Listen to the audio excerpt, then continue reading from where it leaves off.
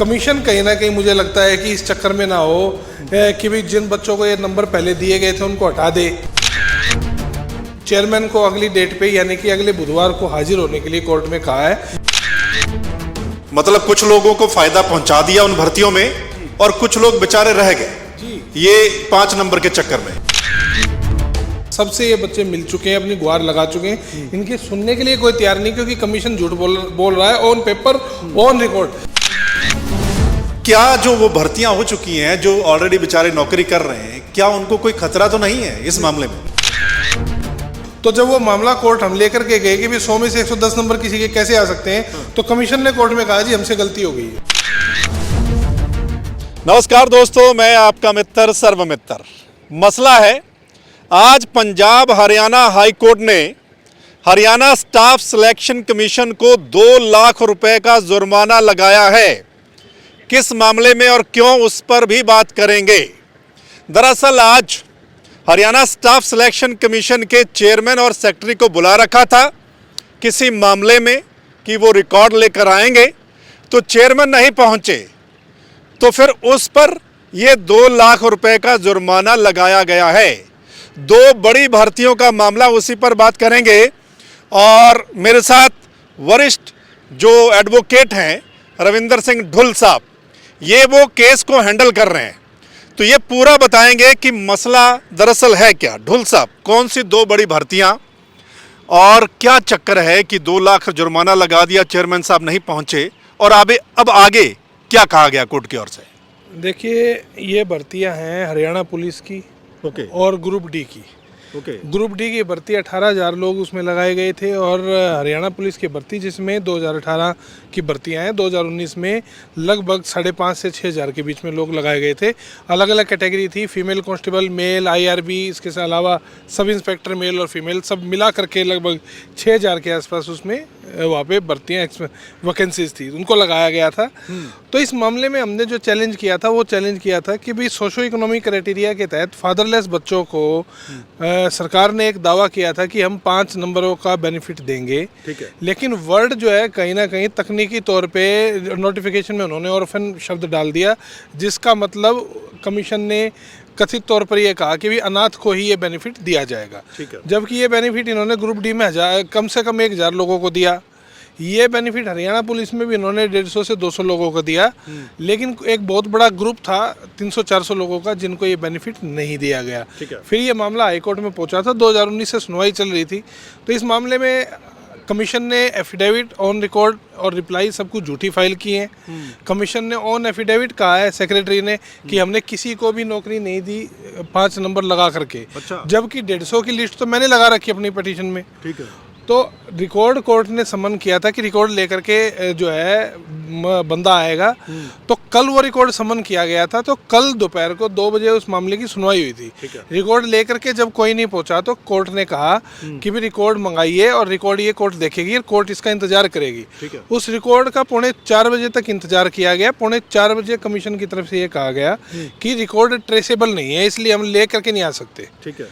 उसके बाद में आज सुबह 10 बजे चेयरमैन और सेक्रेटरी दोनों को बुलाया गया था रिकॉर्ड के साथ। सेक्रेटरी तो समय पर पहुंचे, लेकिन चेयरमैन नहीं पहुंचे। तो कोर्ट में उन्होंने ये कहा कि भी कॉन्फिडेंशियल मिशन पर है किसी पर। अच्छा।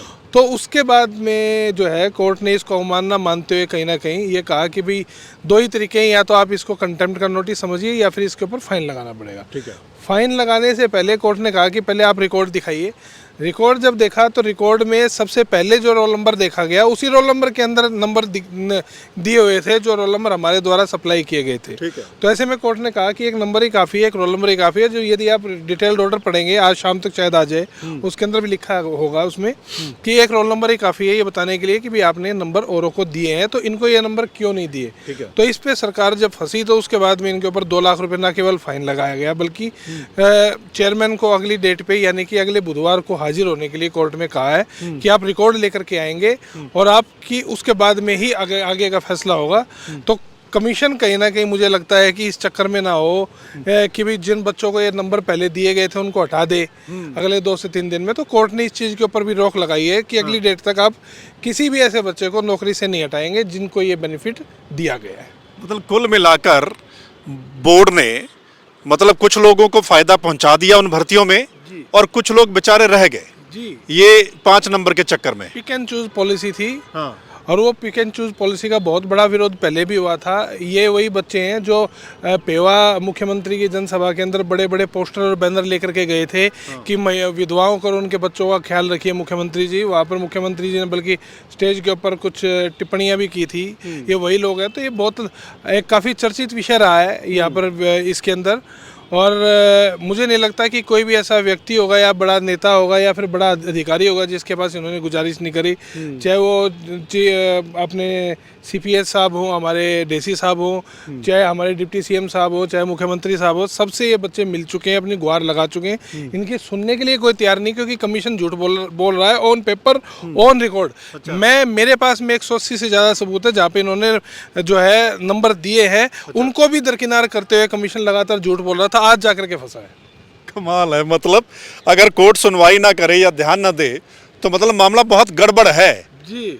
और क्या जो वो भर्तियां हो चुकी हैं, जो ऑलरेडी बेचारे नौकरी कर रहे हैं, क्या उनको कोई खतरा तो नहीं है इस मामले में? नहीं, कोई खतरा नहीं है, क्योंकि इसके बाद सरकार के पास में बहुत पोस्ट है हरियाणा पुलिस की, कोई पोस्टों की कमी नहीं है कि जब हम खतरे की कोई बात करें। अच्छा। ये करा देंगे ज्वाइन सूनर और लेटर। अच्छा, बहुत सारे मामले सामने आ रहे हैं ढुल साहब, तब से लेकर अभी तक हर भर्ती में तकरीबन ये मामला आ रहा है सामने, और टेक्निकली पॉइंट पे कहीं ना कहीं हाई कोर्ट में जाकर अटक जाती हैं। कई बेचारे तो वेट कर रहे हैं कि जो नई पुलिस भर्ती हुई, इतने लंबे समय से ज्वाइनिंग नहीं मिल रही है।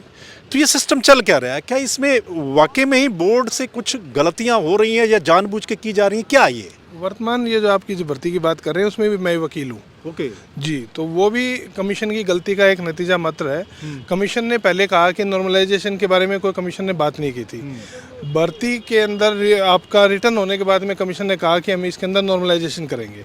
जब नॉर्मलाइजेशन की गई तो वहाँ पर नंबर 100 में से 110, 100 में से 120 तक पहुँच गए। तो जब वो मामला कोर्ट हम लेकर के गए कि भी 100 में से 110 नंबर किसी के कैसे आ सकते हैं, तो कमीशन ने कोर्ट में कहा जी हमसे गलती हो गई है। अच्छा, तो गलती हो गई है तो हम इस फार्मूले के हिसाब से नहीं, हम दूसरे फार्मूले के हिसाब से भर्ती करना चाहते हैं। तो नए फार्मूले के हिसाब से भर्ती निकालने की उन्होंने बात की। जब भर्ती के अंदर रिजल्ट की बात आई तो कोर्ट को उन्होंने आश्वासन दिया मौखिक तौर पर कमीशन ने कि हम जब तक कोर्ट के अंदर सुनवाई चलेगी तब तक हम रिजल्ट नहीं निकालेंगे। जैसे ही गर्मी की छुट्टियां आई, कमीशन ने चुपचाप रिजल्ट को निकालने का काम किया, जिसके कारण से कोर्ट ने इस भर्ती को स्टे करने का काम किया। इस भर्ती के ऊपर रोक लगवाने का इकलौता सोल कारण कमीशन का कोर्ट के आगे बोला गया झूठ है। जी, तो मामला बहुत गड़बड़ है भाई। जिस हिसाब से तो हाई कोर्ट ने कहा भी चेयरमैन साहब आए नहीं तो 2 लाख का जुर्माना लगा दिया है, और अगली बार कहा है कि चेयरमैन साहब हाजिर हों। और क्या मामला था वो आपको पता चल गया, कौन सी भर्तियां थी वो आपको पता चल गया है। इस पर आप लोगों का क्या कहना है आप ज़रूर बताइएगा। जो हरियाणा के युवा है जो बेचारे नौकरी का इंतज़ार कर रहे हैं, नौकरी लग चुके हैं तो मामला फंसा हुआ है, किसी का मामला अटका हुआ है, बेचारे ज्वाइनिंग का इंतज़ार कर रहे हैं, और मसला क्या है कि कहाँ गड़बड़ी होती है वो हमें एडवोकेट साहब ने बता दिया। आप कमेंट करके ज़रूर बताइएगा आपको क्या लगता है इन भर्तियों के बारे में या जो कुछ भी चल रहा है, और इस वीडियो को शेयर कर देंगे तो तमाम जो साथी हैं वो अपनी राय दे पाएंगे। अगले मसले के साथ मिलते हैं, तब तक के लिए नमस्कार, आदाब, सत श्री अकाल, राम राम।